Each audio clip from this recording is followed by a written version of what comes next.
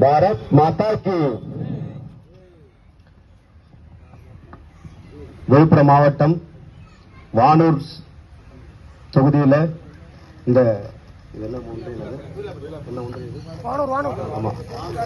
வானூர் தெற்கு ஒன்றியத்துக்கு உட்பட்ட குயிலாப்பாளையம் கிராமத்தில் பாரதிய ஜனதா கட்சியின் சார்பாக தேசிய ஜனநாயக கூட்டணியில் அங்கம் வகிக்கக்கூடிய அனைத்து கட்சிகளுடன் இணைந்து இந்த திருமுனை கூட்டமானது நடைபெறுகிறது. இந்த கூட்டம் எதற்காக அப்படின்னு சொல்றதுக்கு முன்னாடி இந்த பூமியினோட புகழை நான் சின்ன வயசுல கேள்விப்பட்டிருக்கேன். குயிலாப்பாளையத்தோட மக்களாகி நீங்கள் பாத்தீங்கன்னு சொன்னா பெருமைக்குரிய மக்கள். ஏன் அப்படின்னு சொன்னாக்கா, கூகுள் மேப்ல போய் படித்த பிள்ளைகளை போய் கேட்டீங்கன்னா தெரியும்.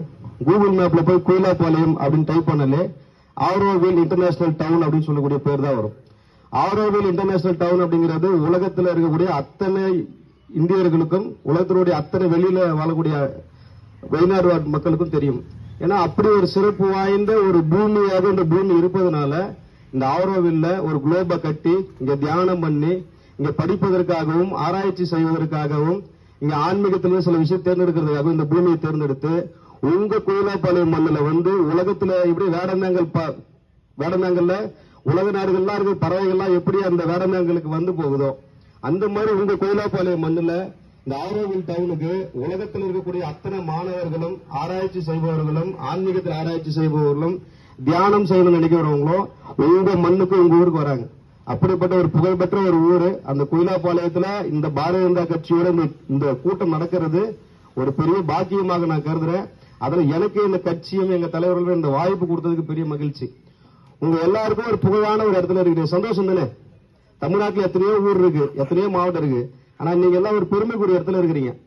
சோ இப்படி ஒரு பெருமைக்குரிய இடத்துல இருக்கக்கூடிய குயிலாப்பாளையம் மக்கள் அனைவரையும் இந்த தாய்மார் அனைத்து முதல்ல வணங்கி பாரதிய ஜனதா கட்சியினுடைய தலைவர்களை அனைவரையும் வணங்கி இங்க மேடையில் அருகில் உள்ள என்னுடைய ஆசான் அரசியலாசன் அண்ணன் விநாயகம் அவர்களை வணங்கி அதை தொடர்ந்து இந்த மண்டலின் தலைவராக இருக்கக்கூடிய அண்ணன் சண்முக அண்ணனை வணங்கி முன்னாள் மண்டல் தலைவர் அண்ணன் அவர்களையும் வணங்கி இந்த சக்தி கேந்திரத்தின் பொறுப்பாளராக உள்ள அண்ணன் ராமண்ணன் அவர்களை வணங்கி இந்த கிளையின் பொறுப்பாளர் திரு சக்திவேல் அவர்களையும் வணங்கி கிளை தலைவர் அண்ணன் குமார் அவர்களை வணங்கி கிளை செயலாளர் அண்ணன் பூவரசன் அவர்களை வணங்கி ஒருங்கிணைப்பாளர் கஜேந்திரன் அவர்களை வணங்கி அதிமுக பொறுப்பாளர் ஹரிகிருஷ்ணன் அவர்களை வணங்கி அதிமுக பொறுப்பாளர் திரு கருணாகரன் அவர்களை வணங்கி அதிமுக பொறுப்பாளர் திரு ஆனந்தன் அவர்களை வணங்கி பாஜகவின் உறுப்பினர் ஜெயமணி அவர்களை வணங்கி பாஜக உறுப்பினர் பஞ்சு அவர்களை வணங்கி அதிமுக உறுப்பினர் சுப்பிரமணி பாஜக உறுப்பினர் ராமமூர்த்தி அவர்களை வணங்கி இங்க வந்து அனைவரையும் வணங்கி வருக என வரவேற்று உங்களை அனைவரும் வணங்கி என்னோட சிற்றுரை ஆரம்பிக்கிறேன்.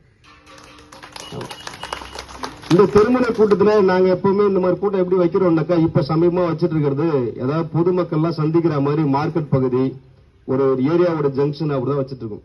இதுல இந்த கூட்டம் மட்டும் தான் கொஞ்சம் வித்தியாசமா முதல் கூட்டமா இருக்கிறதுனால கொஞ்சம் இண்டோர்ல இருக்கு. ஆனா இருந்தாலும் பாத்தீங்கன்னா இந்த சூழல் எப்படி இருக்குது அப்படின்னு பாத்தீங்கன்னா அழகான மாமரம் அம்மாங்களா லைன்ல உட்காந்து இருக்கிறது, இந்த இயற்கையான காத்து, இந்த தென்னமரம் நம்ம தமிழ்நாட்டில் இருக்கிறோமா கேரளால இருக்கிறோமான்ற ஒரு சந்தேகம் வர அளவுக்கு ஒரு நல்ல ஒரு சூழல்ல இங்க இருக்கிறீங்க. அப்படிப்பட்ட ஒரு சூழல் இங்க பாரதிய ஜனதா கட்சி நாங்க என்ன செஞ்சது அப்படிங்கறத சொல்றதுக்கு நிறைய தலைவர்கள் முன்னாடி வந்த தலைவர் சொல்லிட்டாங்க. ஆமா இங்க பாருங்க நான் என்ன செஞ்ச சாதனைகள் சொல்றது என்னோட எங்க தலைவர்கள் சொல்லுவாங்க. ஆனா இப்ப நம்ம வரக்கூடிய சந்திக்கக்கூடிய ஒரு முக்கியமான செயல் என்ன அப்படின்னு பாத்தீங்கன்னாக்கா சட்டமன்ற தேர்தல். இன்னொரு 15 ஒரு 20 நாளுக்குள்ள தேர்தல் தேதி அறிவிக்க போறாங்க. உடனடியா நம்ம வாக்குச்சாவடிக்கு ஏப்ரல் மாசம் போல நம்ம ஓட்டு போட போறோம். இந்த 4.5 ஆண்டு காலம் நம்ம எப்படி வாழ்ந்தோம், அதற்கு முன்னாடி புரட்சித் தலைவர் அம்மாவோட ஆட்சி காலத்துல ஐயா எடப்பாடியார் ஆட்சி காலத்துல நம்ம எப்படி வாழ்ந்தோம், அப்ப என்ன விலைவாசி இருந்தது, இப்ப என்ன விலைவாசி இருக்கு, நாம நிம்மதியா இருக்கிறோமா அப்படின்னு நீங்க எல்லாரும் கொஞ்சம் உங்க எல்லாருக்குமே தெரியும் இல்லையா? நீங்க ஐயா புரட்சித் தலைவர் அம்மா அவர்கள் காலத்துல நல்ல திட்டங்களை பெண்களுக்காக தாலிக்கு தங்கம் திட்டம் கொடுத்தாங்க, எல்லாரும் வாங்கியிருப்போம் இல்லையா? மதிய உணவு திட்டம் கொடுத்தாங்க, மாணவர்களுக்கான சைக்கிள் திட்டம் கொடுத்திருக்காங்க, மடிக்கணினி திட்டம் கொடுத்திருக்காங்க. நீங்க இந்த அம்மாவுடைய ஆட்சி காலத்துல பாத்தீங்கன்னா பெண்களுக்கு ஏதாவது பிரச்சனைன்னு சொன்னா உடனடி நடவடிக்கை எடுப்பாங்க. காவல்துறையில் ஏதாவது பிரச்சனை உடனே காவலர்கள் நடவடிக்கை எடுப்பாங்க, ஆட்சியாளர் பிரச்சனை ஆட்சியாளர் நடவடிக்கை எடுப்பாங்க. அப்படி ஒரு பாதுகாப்பான ஒரு நல்ல ஆட்சி புரட்சித் தலைவர் அம்மா அவர்கள் ஆட்சி காலத்துல 10 வருஷமா அனுபவிச்சோம். அதை தொடர்ந்து ஐயா எடப்பாடி ஐயா இருந்தாங்க. ஆனா இன்னைக்கு ஏன் ஒரு பாரதிய ஜனதா கட்சிக்கார ஏடிஎம்கே பத்தி பேசுறோம் அப்படின்னு சொன்னாக்கா, நாங்க இங்க தமிழகத்துல யார முதல்வர் வேட்பாளரா வச்சிருக்கோம் ஏற்பாடு பண்றோம்னா இங்க முதல்வர் வேட்பாளரா ஐயா எடப்பாடி அவர்களை தலைமை ஏற்றுதான் இந்த தேசிய ஜனநாயக கூட்டணி இங்க அமைச்சிருக்கும். அப்ப பாரத பிரதமர் நரேந்திர மோடி அவர்கள் உலகத்தெல்லாம் ஆட்சி செய்யக்கூடிய அளவு நம்ம பாரதத்தை வந்து திருநாட்டை வந்து நல்லா ஆட்சி செய்ய ஒரு நல்ல தலைவர் எப்படி உருவாக்கி இருக்கிறோமோ, இந்த தமிழ்நாட்டுக்கு ஒரு நல்ல தலைவர் வேணும்னு சொன்னா ஐயா எடப்பாடி ஐயா வந்து மறுபடியும் ஆட்சிக்கு வரணும். நீங்க பல கட்சிக்கு கூட்டங்களுக்கு போயிருப்பீங்க, உங்களுக்கு அனுபவம் உண்டு. நிறைய பேர் சொன்னதை கேட்டிருப்பீங்க. நான் எப்படி சொல்றேனோ அதை விட நிறைய கட்சிகள்ல பேசுனதை கேட்டிருப்பீங்க. ஆனா உங்க மனசாட்சி கொஞ்சம் யோசிச்சு பாருங்க. இந்த 4.5 வருஷத்துக்கு முன்னாடி நீங்க கரண்ட் பில் என்ன கட்டியிருந்தீங்க? ஒரு 100 ரூபா 150 ரூபா ஒரு மாசத்துக்கு கட்டிருப்பீங்க. ஆனா ஐயா ஸ்டாலின் ஐயா வரும்போது என்ன சொன்னாங்க? நமக்கு 2 மாசத்துக்கு ஒரு முறை இபி பில் இல்ல, நான் மாசம் மாசம் எடுக்கிறேன், உங்களுக்கு குறைஞ்சிரும் அப்படின்னு தானே சொன்னாங்க. ஆனா இப்ப என்ன பண்றாங்க? 2 மாசத்துக்கு ஒரு முறை இபி பில் எடுக்கிறாங்க. இப்ப இபி பில் எவ்வளவு கட்டுறீங்க நீங்க? சராசரியா ஒரு வீட்டுக்கு 500 ரூபாயில இருந்து 2000 வரைக்கும் கட்டுறோம். இது உண்மை தானமா? சும்மா பேச்சுக்கலாம் நான் சொல்லல, உண்மை தானே? இங்க பாருங்க, நாமெல்லாம் வந்து இங்க விவசாயம் தான் பண்றோம், விவசாயம் பண்றோம், முந்திரி தோட்டம் வச்சிருக்கோம், ஆரோவில் வேலை செய்யறோம். நாம ஒண்ணு கோடி கோடியா சம்பாதிக்கல. இங்க ஒண்ணு பக்கத்துல ஐடி கம்பெனில 2 லட்சம் 3 லட்சம் 5 லட்சம் சம்பாதிக்கிறது.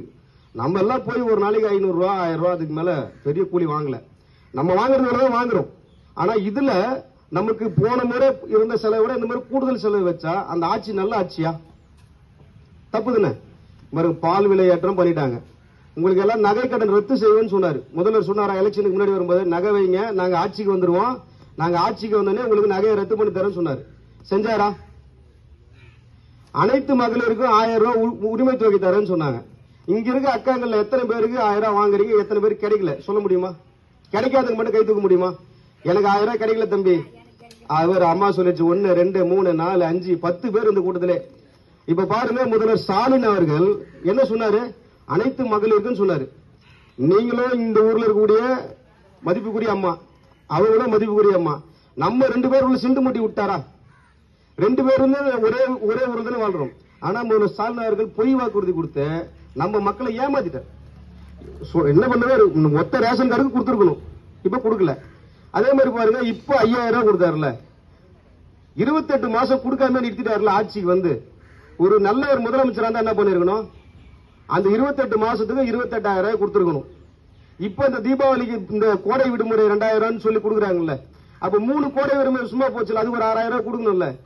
பாருங்க, வரக்கூடிய அடுத்த 5 வருஷத்துக்கு திருடுறதுக்காக, உங்களை எல்லாம் ஏமாத்துறதுக்காக இந்த அம்மாங்கெல்லாம் இப்படியே இருக்கணும், இந்த அம்மாங்க வளர்ந்துடக்கூடாது, இந்த பிள்ளைங்க உங்களுடைய பிள்ளைங்க படிச்சிடக்கூடாது, தொழில் பண்ண கூடாதுன்றதுக்காக இந்த மீன் பிடிக்கிறது இற போடுவோம்ல.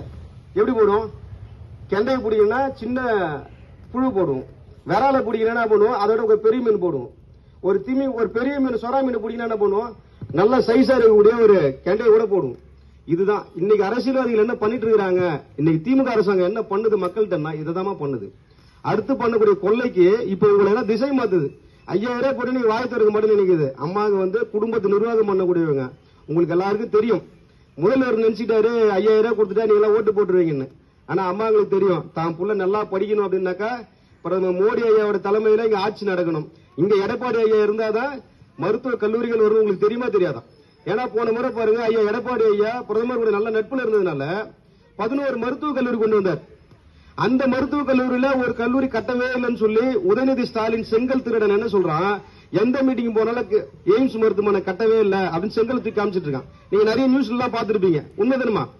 இப்ப வரக்கூடிய 1ஆம் தேதி மார்ச் 1 பிரதமர் வராங்க. மிக பெரிய அளவில் அந்த எய்ம்ஸ் மருத்துவமனை உலகத்தரம் வாய்ந்த ஒரு மருத்துவமனை மதுரையில் கட்டுறாங்க. கட்டி திறப்பு வாங்கி வராரு. அப்ப பாரதிய ஜனதா கட்சி என்ன சொல்லுதோ அதை செய்து, அதே போல கூட்டணி கட்சியில் இருக்கக்கூடிய அங்கம் வைத்த எங்களுடைய ஏடிஎம்கேல இருக்கக்கூடிய அந்த ஆட்சி நிர்வாகத்தில் அன்னைக்கு என்ன சொன்னாலும் அத்தனையும் செஞ்சுட்டு இருக்காங்க. சோ இப்படி ஒரு நல்ல ஆட்சி. பாருங்கம்மா, நம்ம எல்லாரும் ஏதோ கூலி வேலைக்கு போறோம், தொழிலுக்கு போறோம், சம்பாதிக்கிறோம், சாப்பிடுறோம், குடும்பம் நல்லா இருக்கும். பாதுகாப்புன்ற விஷயம் நம்ம கிட்ட இருக்குதா? இங்க இருக்க எத்தனை அம்மா பாருங்க 10 பவுன் செயின் தங்க செயினை போட்டு தாலி செயினோ இல்ல எக்ஸ்ட்ரா ஒரு செயினோ போட்டுட்டு உரிமையா ரோட்ல சுத்துறீங்க சொல்லுங்க. ஒரு 10 பவுன் செயின் 5 பவுன் செயின் நான் போட்டுருக்கிறேன்பா, ஃப்ரீயா சுத்துறேன்பா அப்படின்னு யாராவது ஒரு அம்மாவுக்கு சொல்லுங்க பாப்போம். எல்லாம் சிரிக்கிறீங்க. என்ன காரணம்? எல்லாரும் நகை வச்சிருக்கீங்க, ஆனா போட்டு வர முடியல. இங்க இருந்து வீட்டுல இருந்து கோயிலாப்பாளையம் பஸ் ஸ்டாண்ட் வரதுல எவன் எடுத்துட்டு போவான்னு தெரியாது, யார் எடுத்துட்டு போவான்னு தெரியாது. ஏன்னா நீங்களா பசங்க பாத்தீங்கன்னா அண்ணன் சொன்ன மாதிரி கஞ்சா போட்டு என்ன வேகத்துல வண்டி ஓட்டுறான்னு தெரியல, மின்னல் வேகத்துல எடுத்துறான். காதலோட கம்பளா இருப்பானா இல்ல காதலோட சேர்த்து இருப்பானான்னு தெரியல, கழுத்துல இருக்க தாலி இருப்பானா தாலியை சேர்த்து கழுத்தா இருப்பானான்னு தெரியல. உயிருக்கு பயப்பட வேண்டிய சூழலை இன்னைக்கு ஸ்டாலின் ஐயா கொண்டு வந்துட்டார். நம்ம ஊர்ல, நம்ம கிராமத்துல, நம்ம தெருல நம்ம இங்க ஆடு மேய்ச்சிட்டு ஓட்டிட்டு இருப்போம், மாடு ஓட்டிட்டு இருப்போம், சித்தப்பா வீட்டுக்கு பெரியப்பா வீட்டுக்கு ஜாலியா விளையாடி ஓடி வந்திருப்போம். ஆனா நீங்க நம்ம தெருவுல நீங்க நம்மளால ஓடி விளையாட முடியுதா? நம்ம குழந்தைங்க வெளில அனுப்பிச்சு விளையாட வைக்க முடியுதா? இந்த கோயிலாபுரத்துல உங்க குழந்தைங்களை வெளியில விட்டு காட வைக்க முடியுதா? முடியல. உண்மைதானமா? அப்ப ஒரு பாதுகாப்பு இல்லைன்னு தானே அர்த்தம். பாதுகாப்பு இருக்கும்போது உங்க முன்னோர்கள் நல்லா ஆட்சி செய்யும் போது, நல்ல ஆட்சி இருக்கும்போது நீங்க அப்படி ஃப்ரீயா தானே இருந்தீங்க, பயப்படல. ஆனா இன்னைக்கு அப்படி இருக்கு. இப்படி ஒரு தப்பான ஒரு ஆட்சி நிர்வாகத்தை செஞ்சுட்டு இருக்காங்க. நிறைய திட்டங்கள் நிறைய சொல்ல முடியும். இருந்தாலும் ஒரு சில உதாரணம் மட்டும் சொல்றதுக்காக தான் உங்களுக்கு இந்த விஷயம் எடுத்தேன். ஆமா, இங்க பாருங்க, இந்த திட்டங்கள் எல்லாத்தையும் தாண்டி நம்ம எல்லாருமே சாமி கும்பிடுறோம். கரெக்டா? நமக்கு ஏதோ ஒரு வகையில பிடிச்ச சாமி கும்பிடுறோம். உண்மைதானே? நம்ம சாமிய இந்த விழுப்புரம் மாவட்டத்தை சேர்ந்த ஒரு அமைச்சர் சொல்றாருமா. என்ன சொல்றாரு? பட்டை போட்டா நம்ம என்ன சொல்லுவோம்? சைவ சமயம் சொல்லுவோம். ஆமா, அப்படி நம்மள தவறா பேசுறாங்க. பஸ்ல வந்து pink colour bus, rose colour bus, இலவச பேருந்துன்னு சொல்றாங்களா? அத அந்த பேருந்து எங்கேயாவது சரியான இடத்துல நிக்குதா? அந்த பேருந்துல வரனா பேருந்து ஓட்டுநர் சரியா நடத்துறாங்களா? அங்க போய் உட்காரு, இங்க போய் உட்காரு அப்படின்னு சொல்றாங்களா இல்லையாமா? உண்மைதானே? அப்ப நம்ம வரி பணத்துல ஒரு பேருந்தை ஓட்டிட்டு அந்த பேருந்துல நம்மளா ஓசியில கேட்டா வர ஓசியில அவங்களே கொடுத்துட்டு நம்ம என்ன சொல்றாங்க? ஓசின்னு சொல்றாங்க. இது நியாயமா? அப்ப இப்படி யோசிச்சு பார்க்கணும். நம்மளுடைய வரி பணம், நம்மளுடைய ஆட்சி, நமக்கு கௌரவமான ஒரு வாழ்க்கை எங்க கிடைக்குன்னு பார்க்கணும். அப்படி ஒரு நல்ல ஒரு ஆட்சியை கொடுத்ததுதான் அனைத்து இந்த அண்ணா திராவிட முன்னேற்ற கழகத்தின் தலைமையிலான அம்மா புரட்சித் தலைவி அவர்களுடைய ஆட்சி, ஐயா எடப்பாடியாரோட ஆட்சி. இப்ப மீண்டும் அந்த ஆட்சி வரணும். இந்த பகுதியில் எந்த கூட்டணி கட்சி வேட்பாளர் நிறுத்தினாலும் நீங்க எல்லாரும் முழு ஒத்துழைப்பு கொடுக்கணும்.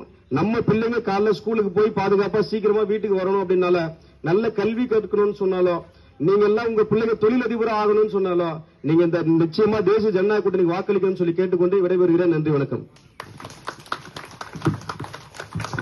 அடுத்ததாக நமது அண்ணன் மாவட்ட தலைவர் அவர்கள் பேசுவார்கள். அனைவருக்கும் மாலை வணக்கம். ரொம்ப நேரமா காத்துட்டு இருக்கீங்க.